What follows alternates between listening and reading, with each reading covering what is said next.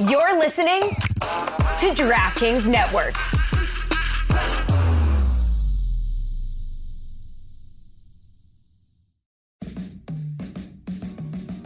Welcome to the Big Suey, presented by DraftKings. Why are you listening to this show? The podcast that seems very similar to the other Dan Le Batard podcast. I'm sorry, I'm not going to apologize for that. In fact, the only difference seems to be this imaging. I have been tempted in restaurants just walking past tables to grab somebody's fries that if they're just there. That hasn't happened to you guys? I've done it.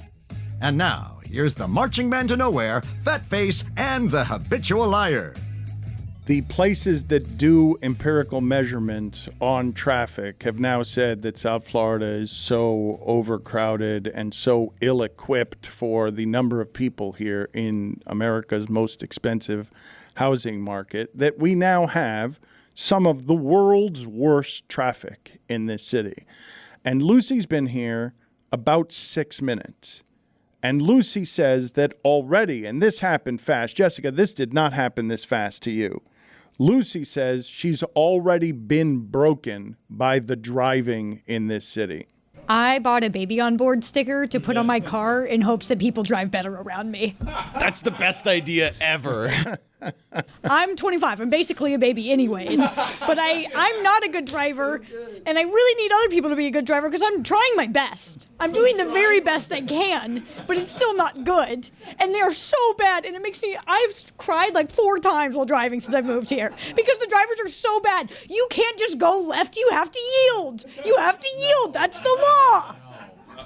Lucy literally got flipped off this morning just for driving like at a normal speed in the parking garage. Someone flipped her the bird.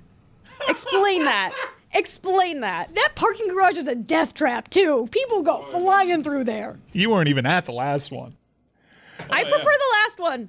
I prefer the P garage. I preferred it. The Clevelander Got garage? in and out quicker. Are you an anxious driver, Lucy? Like, are you not confident driving to begin with? Because this city will steal your confidence. No, I'm just bad. I'm a bad driver, and I know I'm a bad driver. I'm pretty confident in that. And it is so terrifying. I walk everywhere. If I can walk, I'm going to. It doesn't matter that it's 1,000 degrees outside. That's how much I hate driving here. I hate it. Even though when I walk, I almost get hit by buses, too.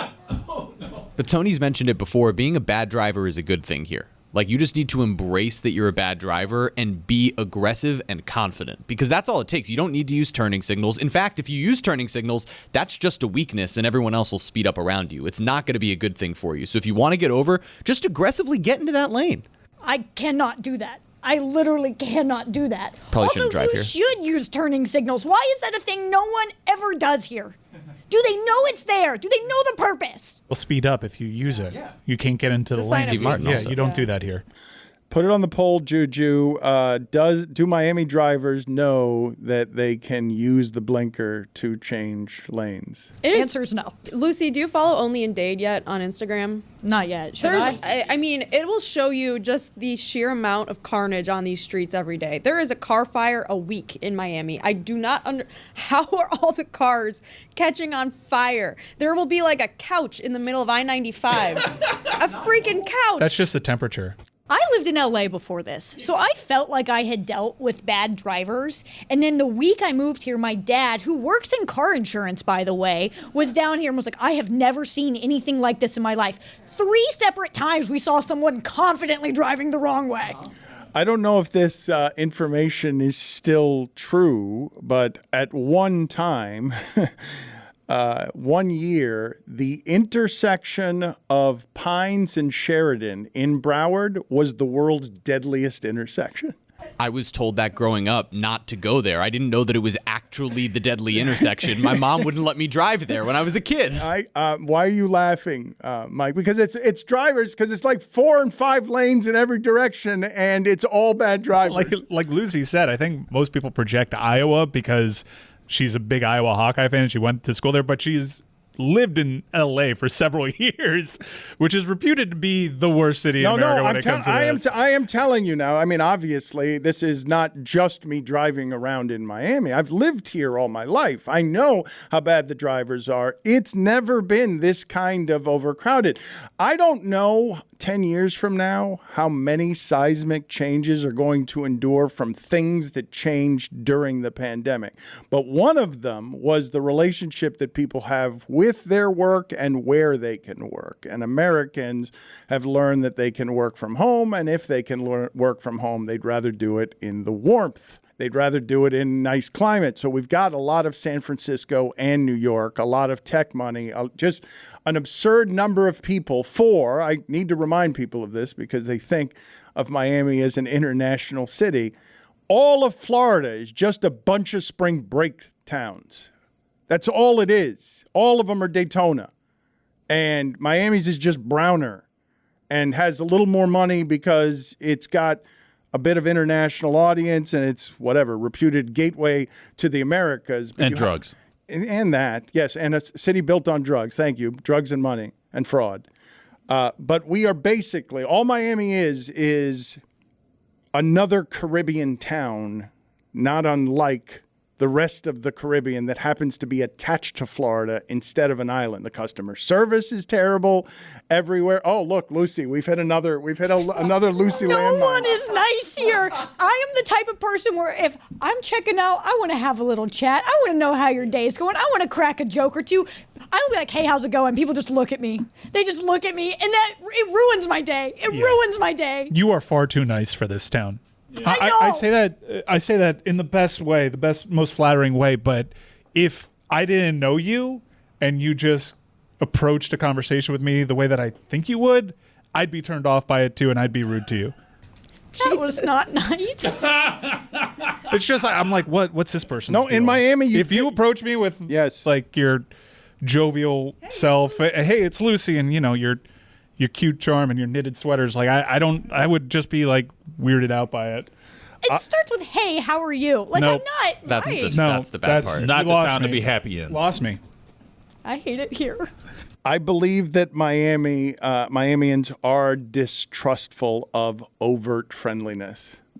Yeah. I literally got extorted like my first 4 months of living here by my landlord at the time. So I'm with Lucy on this one. You guys are just all mean.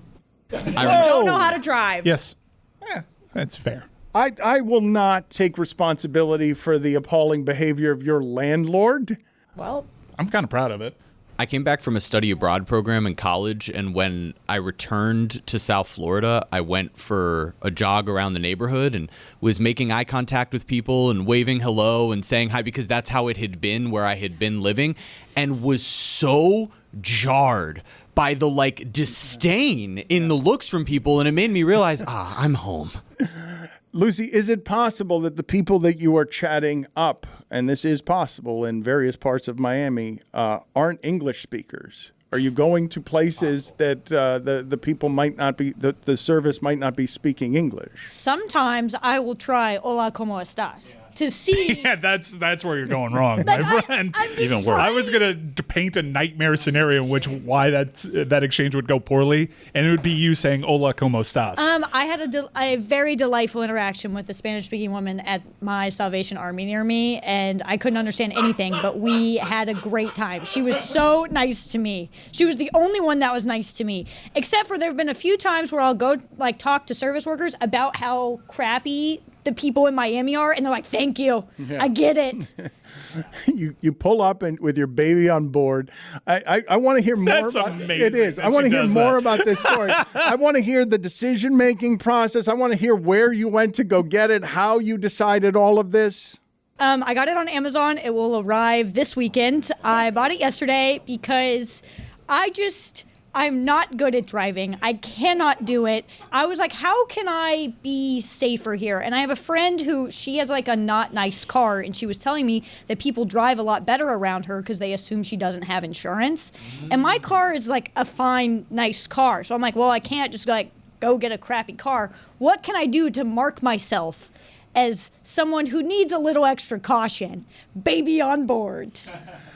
I feel so out of touch so many times. And the fact that I just asked you, where did you go get a babies on board thing, as if you wouldn't just order that from Amazon, made me feel almost as bad as getting the intersection wrong. That was the world's most deadliest in 2001. It was Pines and Flamingo, not Pines and Sheridan. Those run parallel to each other. That would be weird if they ran parallel to each other and were causing a lot of accidents. Over a 2-year period of the study that ultimately named Pines and Flamingo the most dangerous intersection in the nation, there were 357 accidents. And it wasn't overcrowded then.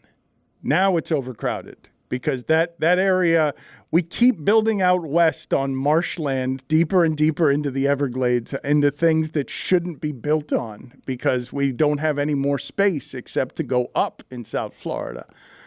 I legitimately don't understand how it is that a place like Hialeah is the 5th least affordable housing market in the United States.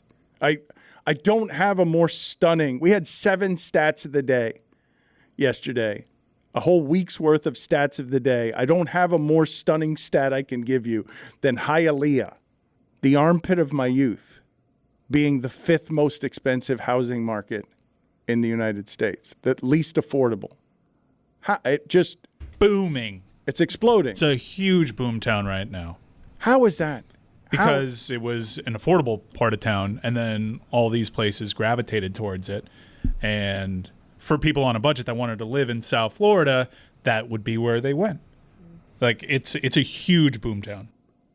I did not think it would be possible in my lifetime, given what has happened in general with the climate, for places in South Florida that have never had any money to be gentrified by other parts of the country, and for Hialeah to be one of them. It's one of the most surprising things to have ever happened while I've been living in South Florida. Well, the good news is that the drivers might be terrible here, and the people might be unfriendly, and your landlord might extort you, but you will also pay a fortune to live here. And there's a hurricane coming. I got chased by a homeless man the other day, too, so having a really good time.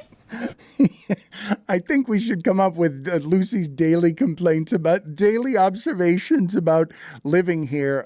We'll have happy music and then just the sentence, I got chased by a homeless man yesterday. At 11 a.m. At least the high is only 93 today.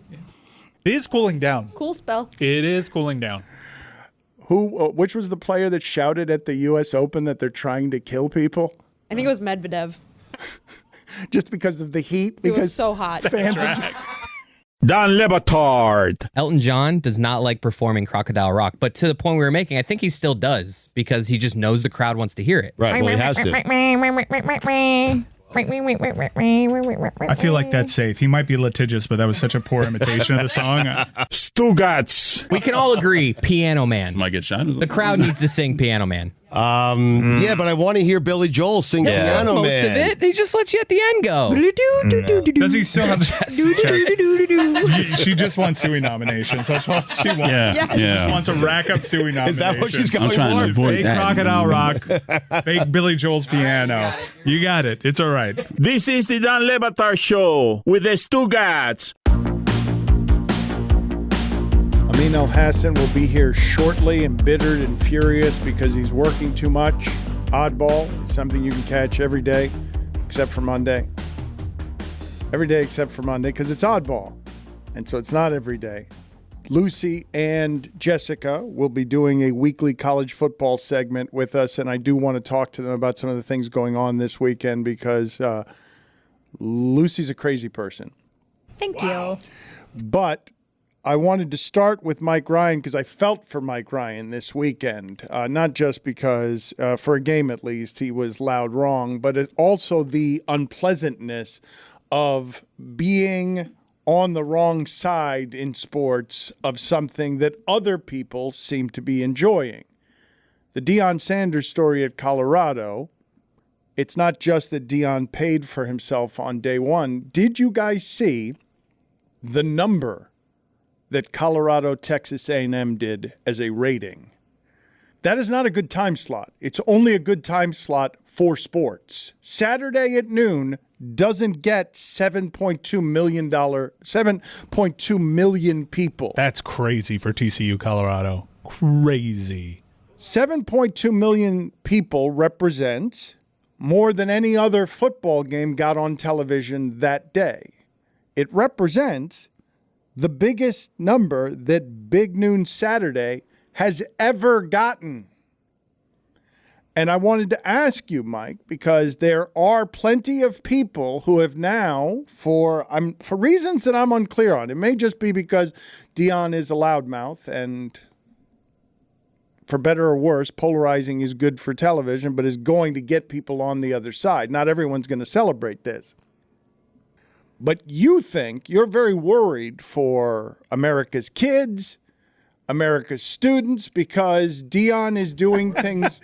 I was wondering where you were going to go with this. Differently. Well, I could go anywhere, though, because you were very publicly against them being any good. And at the very least, no matter whether TCU is a fraud or not this year, they're going to be interesting to watch. Yeah. And offensively, they're going to be competent. Yeah, I think they'll be able. I think they've proven that they're going to move the ball. Now, I don't think they're going to move the ball to the tune of 500 passing yards and forcing 22 missed tackles from the other team against a team that was, even though a national runner-up, a disaster defensively. I understand why I'm being positioned as that, because I was the only person on this show to be like, hey, this is new and it's unconventional and they're a bad team. So if that makes me a hater, that makes me a hater. I'm also the only person on this show that's actually donated to Deion Sanders and his school prior to. So I don't know how it can be You both. don't know that. A lot You of have my Jackson tax State. returns? All right. We've But known each other like You were loud, Mike. You were loud that they were going to be bad. no, I wasn't loud that they were going to be bad. I was loud in that I don't think that he deserves to be paid more than Kyle Whittingham. And you're always a subscriber to the chaos theory, and I understand why Deion works for you. I'm skeptical. I think it's right. I was rightfully skeptical. And this, who could have foreseen that? It's already a hugely successful year. I think it's a huge overreaction to beating a TCU team that might very well end up being bad. I mean, what do you? But no, hold on a minute. However bad they will be, they will not be as bad as Colorado was last year. No, Colorado. They're so much better. Colorado was, for the last few years, outside of one Mel Tucker year, they were really bad. It's already a smashing success. But I also think it's a bit of an overreaction. I think both things can be true, and you can have an overreaction to week one. I think I saw a stat from DraftKings Sportsbook that 97% of the betting public is on Colorado this week against Nebraska, and it's only a 3-point line. And I think that game's probably the most fascinating of the weekend to me, because if Matt Rule and Nebraska fall to 0-2, that's incredible. It's wild to call that the most fascinating game of the weekend when El Assico is this week. Yeah, that's true. Yeah. I love Mike being like, Kyle Whittingham should make more money than Deion freaking Sanders, who's like independently famous if he had never touched a football ever again past the age of like 35. You get paid more when you're super famous. That's that's how it works. Doesn't matter if you're a better coach or not. Okay. I think a part that's interesting with Deion. Deion Sanders! David Sampson? No, Did he just show up? It's fair. I noticed what was happening during that game. It's like, oh, I'm going to be called the hater for just saying, I think that this is without precedent and something far more likely to not work out than it did. And after one game, I'm willing to come to you hat in hand and say, yeah, I was wrong. It's going way better than I thought. I never thought in a million years they'd upset But what's the TCU. But what's the overreaction to that, though, right? Because I don't think anyone is making the conclusion, oh, they're going to win the championship. They're going to be 9-3. I don't think people are making those leaps. I think they're saying, holy shit, that surprised us. Wow, that's surprising. And 7.2 million people watched because they added this element of fame. Because it doesn't have to just be somebody who's X's and O's.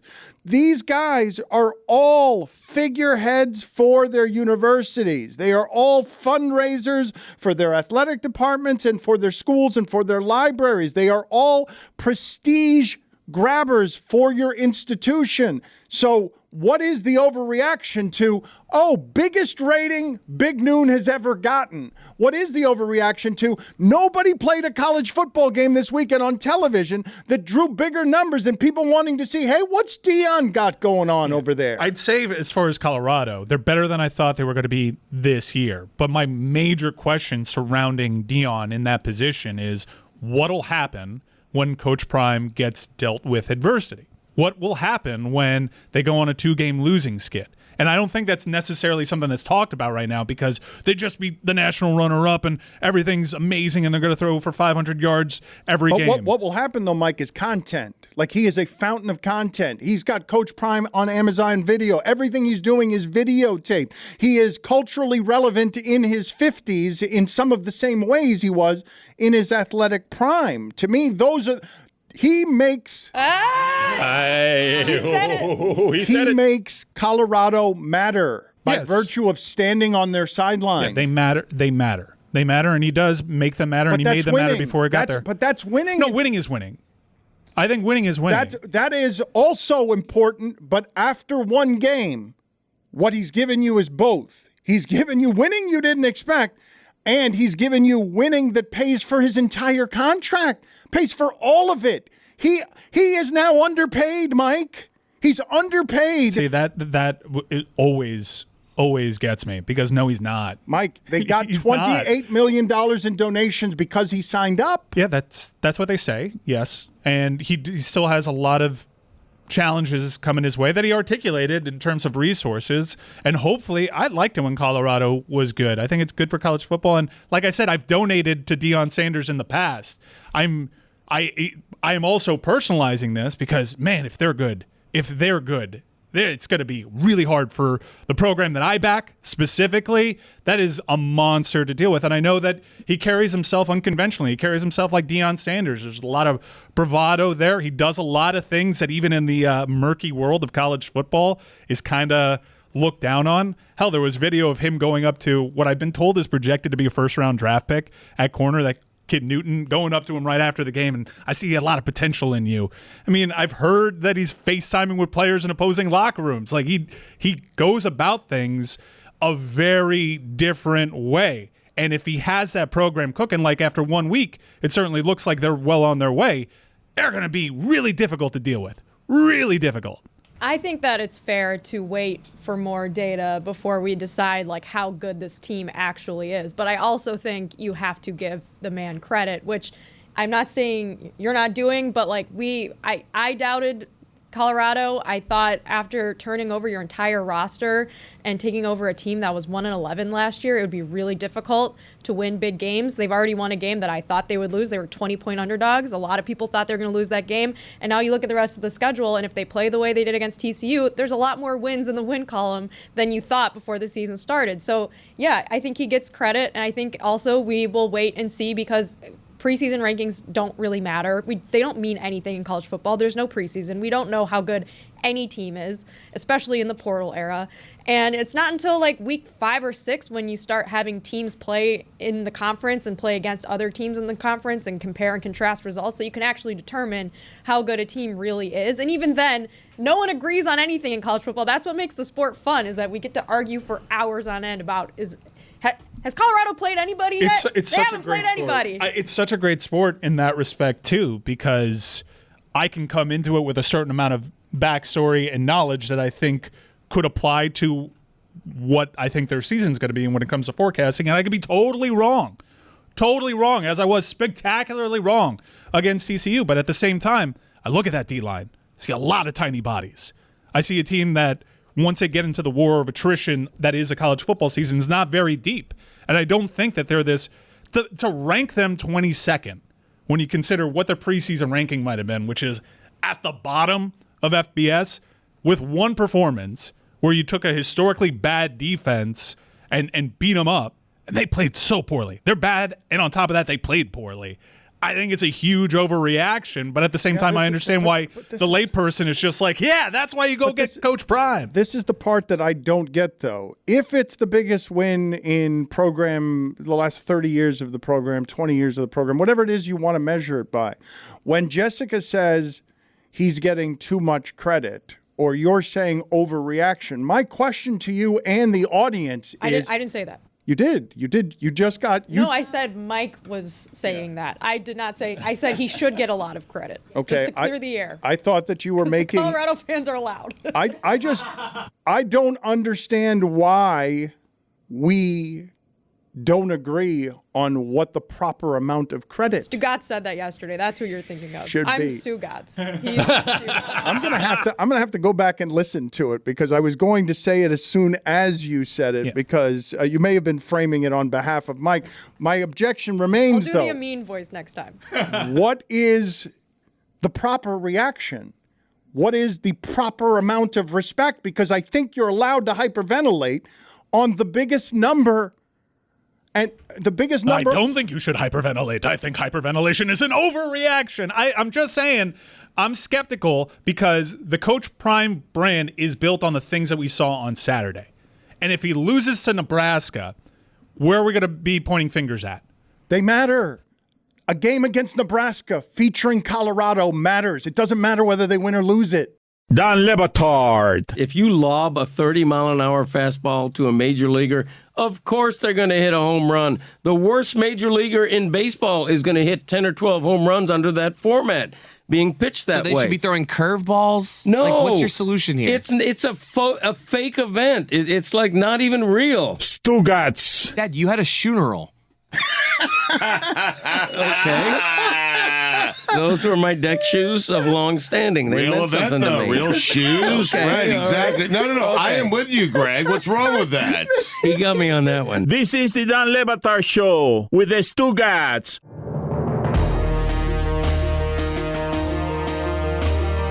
I think I'm resigned to the fact that I'm just going to be a resident Colorado hater and Coach Prime hater, and that's fine. I get it. But I think here's what is at the heart of what I'm trying to say as I've kind of tiptoed around not being a huge fan of some of his methods that I'm aware of behind the scenes is if this works and it seeks... Let me start again. Sorry about that. Future Emmy award-winning pro right here. 5, 4, 3, 2, 1. Okay, I'll just lean into the Colorado hater stuff. What I was alluding to and tiptoed around is I wasn't such a huge fan of how Coach Sanders approached this season, approached some of his discussions with players, how he goes about recruiting certain players. I think it to be dirty pool in a game that's basically dirty pool anyways. And I have so many hypocrisies showing when it comes to what I've said previously about changing regimes over here in Miami. But I don't want it to work so spectacularly well. I don't want it to work as well as it might seem after 1 week because I do think that the way he's approached things can be called into question. I do think that it would breed a lot of copycats, and I think that makes an already super dangerous sport.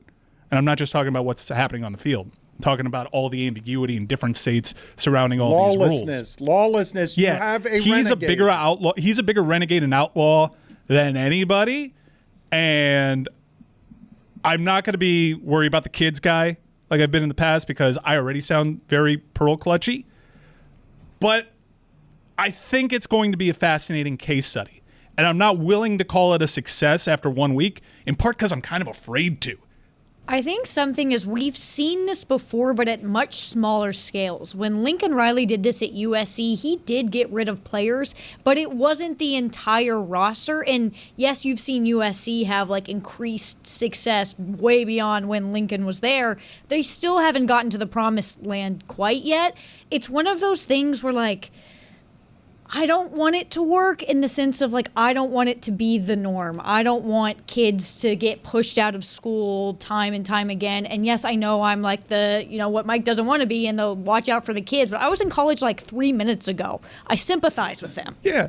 Like Lucy, a bunch of kids had Coach Prime walk into their locker room with a camera crew and he basically told them F off. I'm bringing Louie. And it's, And knowing how he approached things in Jackson State and seeing how that's playing out in Colorado, he's not really going to change his MO.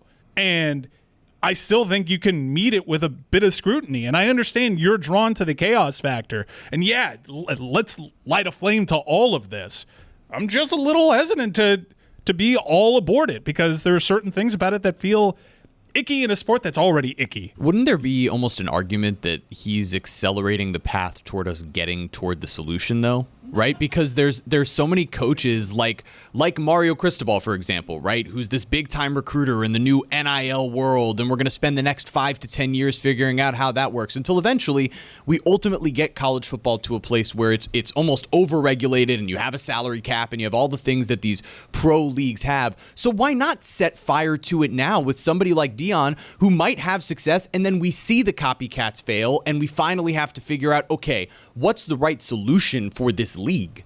I agree with that in the sense that you haven't had any coach where so many other coaches have come out publicly and been like, I don't like what Deion is doing. I am not cool with that. And when they start to get together and get angry, the NCAA has had no sort of like rule over the sport whatsoever. They're looking for their moment to come back in and be like, hey, remember us? We're in charge. And I do think this could all lead to that. I'm so skeptical that anything will ever happen in the sport that is good for college football players. Like, and also it's like if he in a roundabout way causes like positive change in college football, do you have to hand it to him? I don't know. I don't know about that, Jared Bear. Given how he talked to kids that he had just met, I am worried for what his reaction will be, because right now it's great being Coach Prime.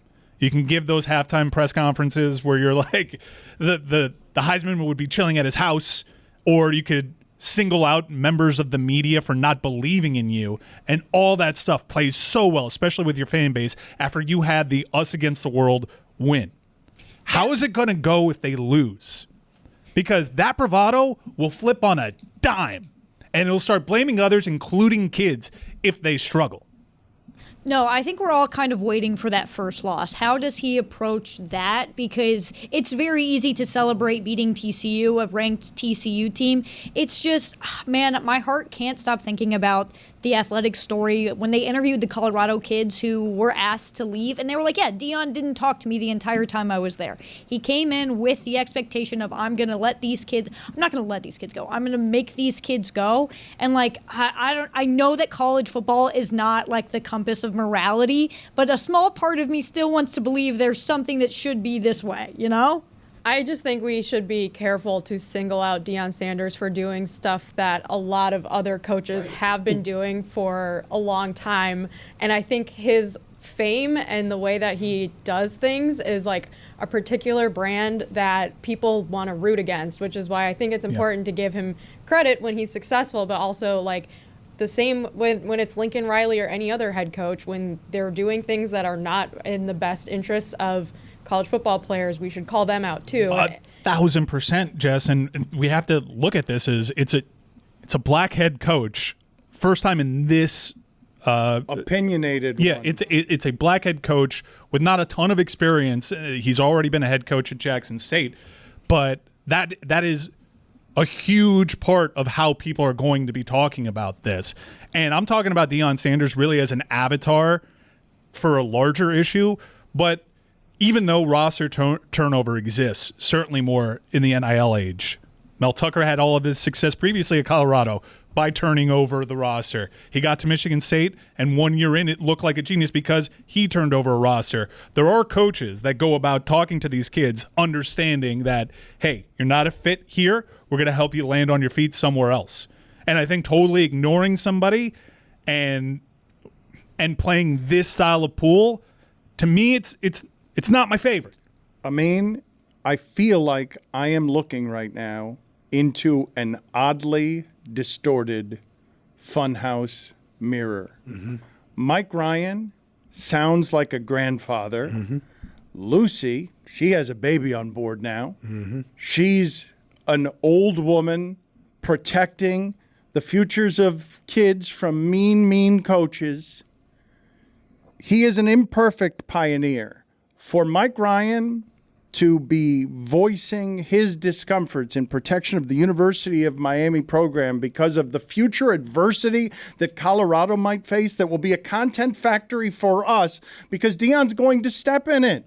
And Deion is going to be what these coaches all are in these press conferences that stink when Saban's not giving you his depth chart week one because he's so protective. He's here to break the model. He's not going to do it perfectly. There's going to be collateral damage all over the place, but he can't have done it more successfully than he did out the gate. It's not possible to come out stronger than video everything I'm doing, make me the center of attention. Let's do a giant television number when all college football is made for television spectacle. And you have seen the greed is changing the way sports entities do business and changing the way all of us are going to consume college football the next few years as it becomes more overtly, obviously, professional football in disguise. Like, it's just a cheaper brand of football. And of course, Deion, like all these coaches, is going to use all those kids as a stepping stone. He already did it at Jackson State as a stepping stone to his next career move because, surprise, Deion is one of the most famously selfish athletes ever, a mercenary of the highest order, and he sees a business opportunity here. First of all, I respect Mike for admitting, at least in part, even though I think it's a big part of it, you don't want to see him succeed because it's not fair. You've struggled so much down here waiting for that turnaround, the easy turnaround. Oh, and this guy turns it around in 1 year in the mountains, I'm screwed. Cartwheels in, shits on his existing players, kicks them out the door, engages in all types of weird NIL recruitment, and then comes out here and just is a massive success right out the gate.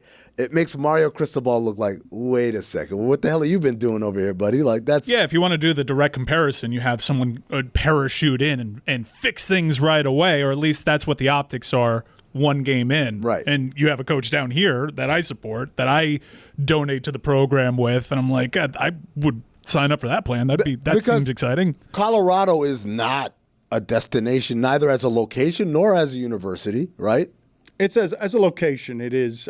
You think kids in L.A. and in Texas and Florida want to go play forget about Prime, want to go to Colorado? Everyone that goes to Colorado is from LA. They call it UC, like, I think it's University of Colorado or California at Boulder. Everyone goes. I'm talking about the athletes. I'm not talking about. No, they all are from LA. They're from LA? Yeah, everyone, like, LA goes straight to Boulder. It's definitely a destination school. That's why they call it UCLA. Yeah. Oh.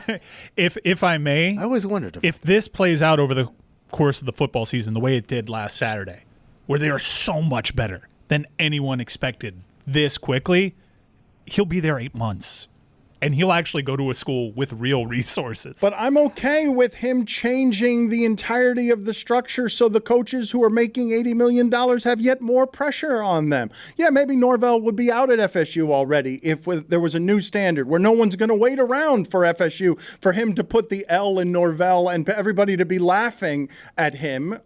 He's turned it around. And usually that does take time. And I suspect this will take time too, by the way, because I don't think they're going to be great this year. But I root for them to be great. And I think if you're not rooting for them to be great, it's almost classic hating. You're just saying, I don't want him to succeed. Why? Because that's bad for me. Yes. So initially I pushed back on the notion, hey, don't project hater. I've donated to Deion in the past. No, I'm a hater. I don't want this to work. Let him wear it like. Don't want it to work. That's what college football's all about. Right? Hating is more fun than loving. Yes. I hate everyone else more than I love my alma mater. So That's just how it works. Give me your mentions. Give it all to me. I welcome it. I don't want this to work. Yeah. Because if it works, I'm royally Put it on the poll at Le Batard Show. Is hating more fun than loving? It's amazing. It's such an amazing feeling. It feels so good. I'm going to embrace it. I feel so free. I don't have to pretend like I'm not a hater. Watching LSU I hate lose? it. I don't want it to work. One game and they beat the national runner-up. One game. I've waited 20 years. I hate him. I hate Deion Sanders. Be free. I hate Colorado. I hate their fans. I don't want it to work. I need it to not work. Oh, why is it working? Stop working.